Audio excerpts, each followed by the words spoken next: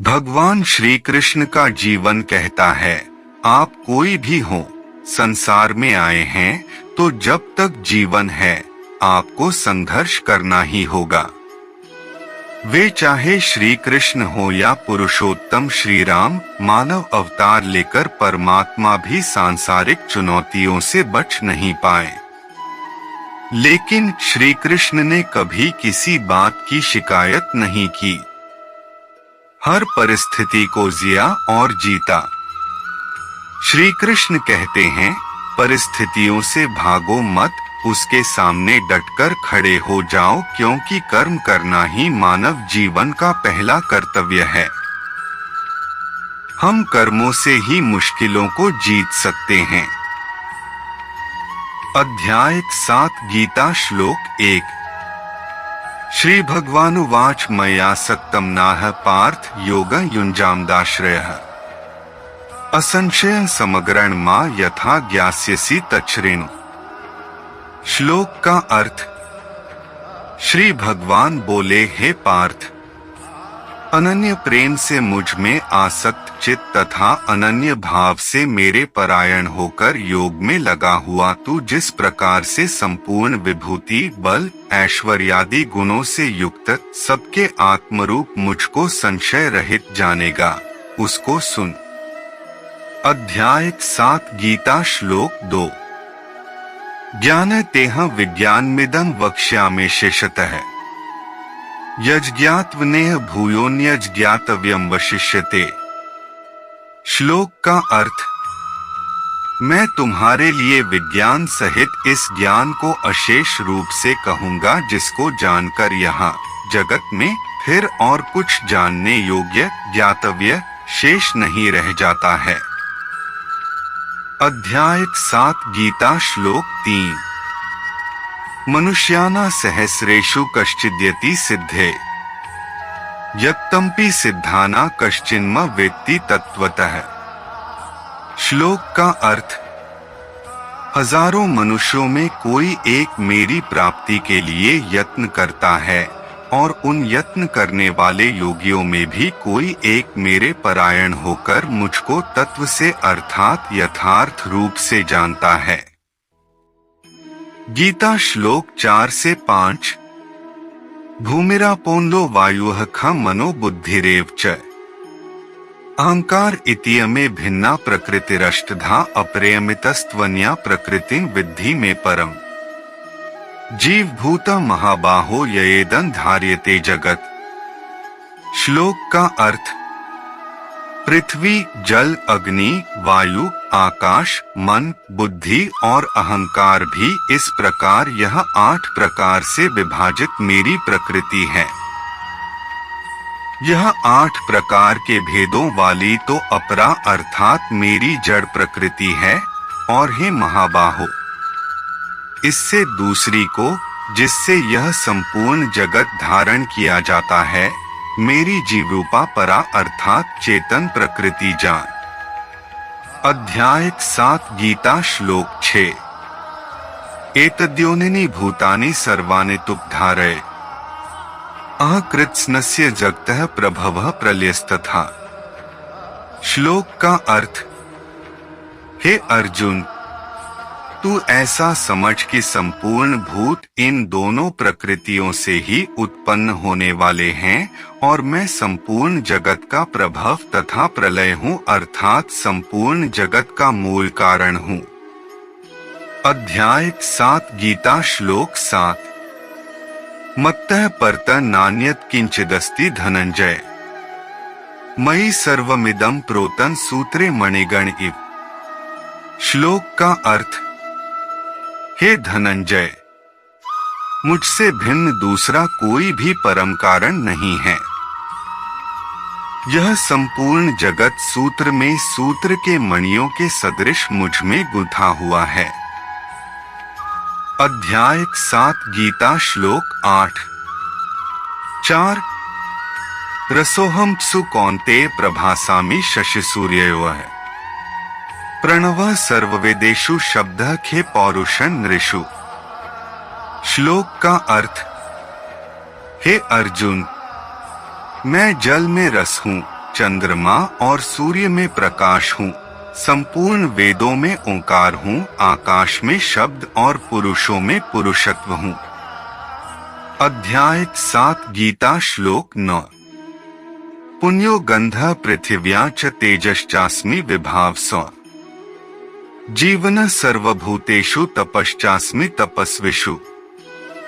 श्लोक का अर्थ, पृथ्वी में पवित्र गंध हूँ और अग्नि में तेज हूँ।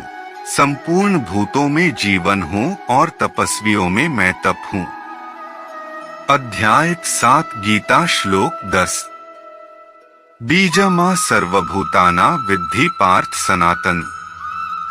बुद्धिर्बुद्धिं तमस्मि तेजस्तेजस्विनामहम्। श्लोक का अर्थ, हे पार्थ, संपूर्ण भूतों का सनातन बीज कारण मुझे ही जानो। मैं बुद्धिमानों की बुद्धि और तेजस्वियों का तेज हूँ। अध्याय 7 गीता श्लोक 11। बलं बलवता इच्छा कामराग विवर्जितम्।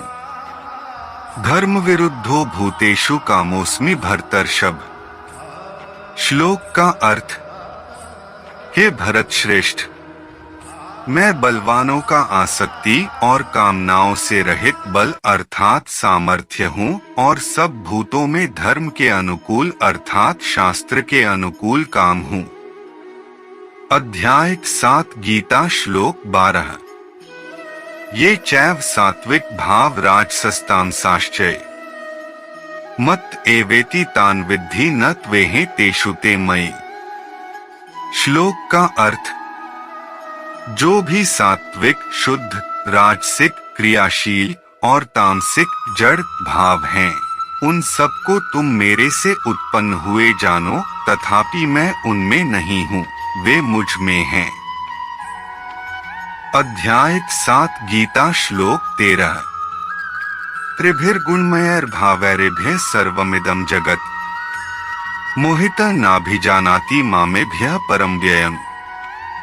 श्लोक का अर्थ, त्रिगुणों से उत्पन्न इन भावों, विकारों से संपूर्ण जगत मोहित हुआ इन गुणों से परे अव्यय स्वरूप मुझे नहीं जानता है।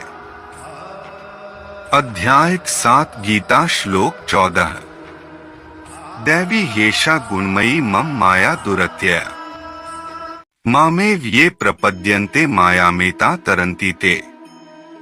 श्लोक का अर्थ, यह दैवी त्रिगुणमयी मेरी माया बड़ी दुस्तर है, परंतु जो मेरी शरण में आते हैं वे इस माया को पार कर जाते हैं। अध्याय 7 गीता श्लोक 15। नमा दुष्कृतिनो मूढ़ाः प्रपद्यन्ते नराधमाः। मयापहृत ज्ञान असुरन भावमाश्रिता है।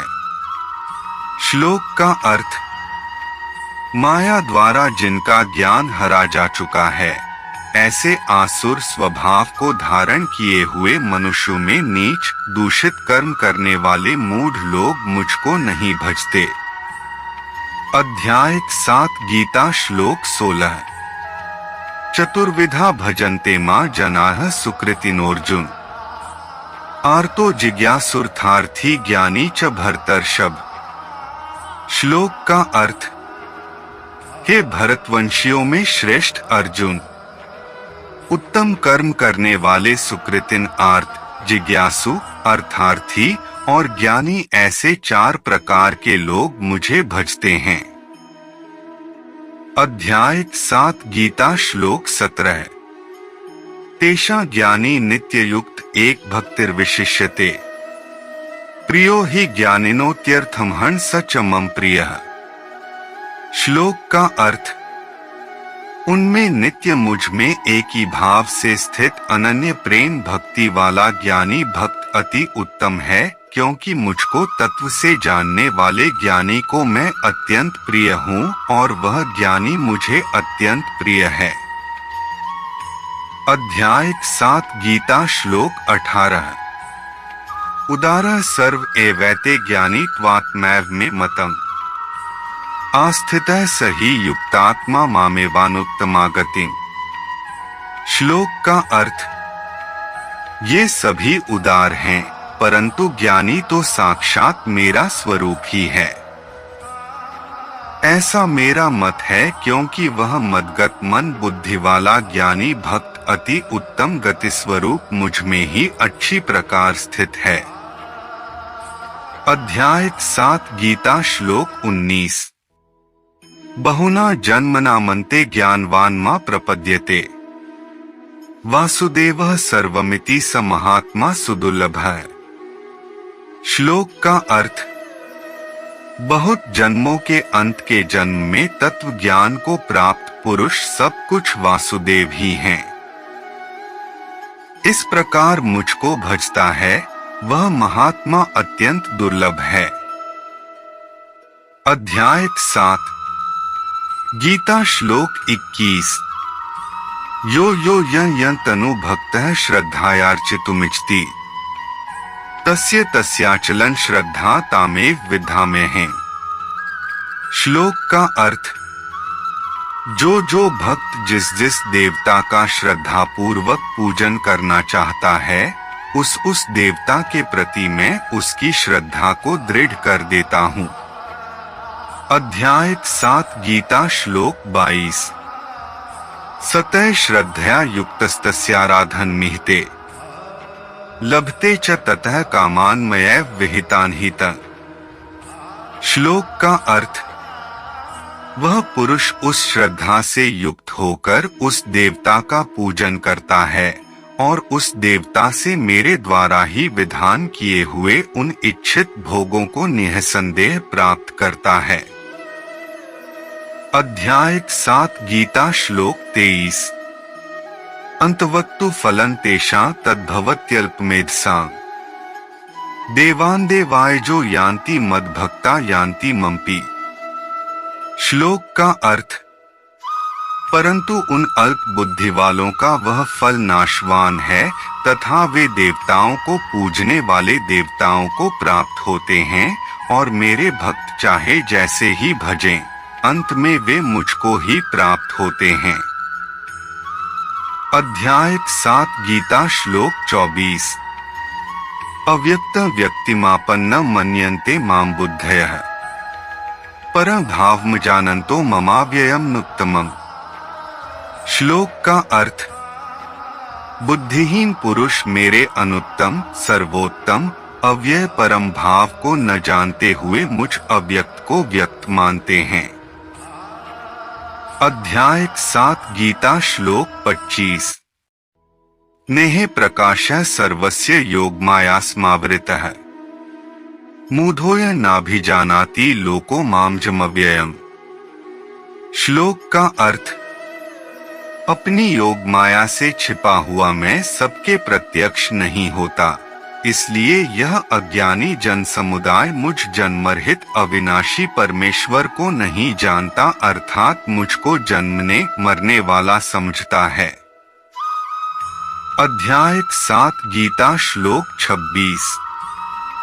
वेदाः समतीतानि वर्तमानानि चार्जुन भविष्याणि च भूतानि मा तु वेद न कश्चन। श्लोक का अर्थ। हे अर्जुन, पूर्व में व्यतीत हुए और वर्तमान में स्थित तथा आगे होने वाले सब भूतों को मैं जानता हूँ, परंतु मुझको कोई भी श्रद्धा भक्ति रहित पुरुष नहीं जानता। अध्याय 7 गीता श्लोक 27।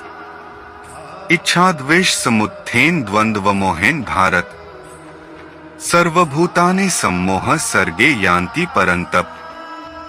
श्लोक का अर्थ।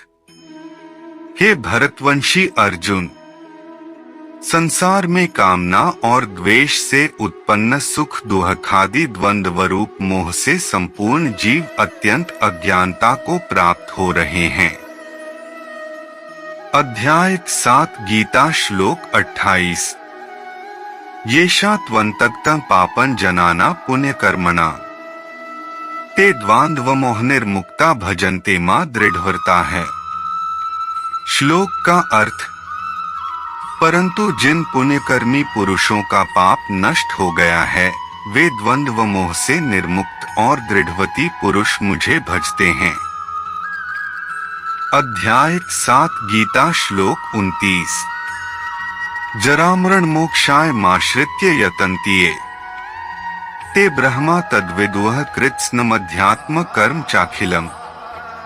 श्लोक का अर्थ, जो मेरे शरण होकर जरा और मरण से छूटने के लिए यत्न करते हैं, वे पुरुष उस ब्रह्मा को, संपूर्ण अध्यात्म को, संपूर्ण कर्म को जानते हैं। अध्याय 7 गीता श्लोक 30। साधिभूतधिदैवमा साध्यज्ञं च ये विदुः प्रयाण कालेपि च मा ते विदुर्युक्त चेतसः। श्लोक का अर्थ, जो पुरुष अधिभूत और अधिदैव तथा अधियज्ञ के सहित मुझे जानते हैं, वे युक्त चित्त वाले पुरुष अंतकाल में भी मुझे जानते हैं।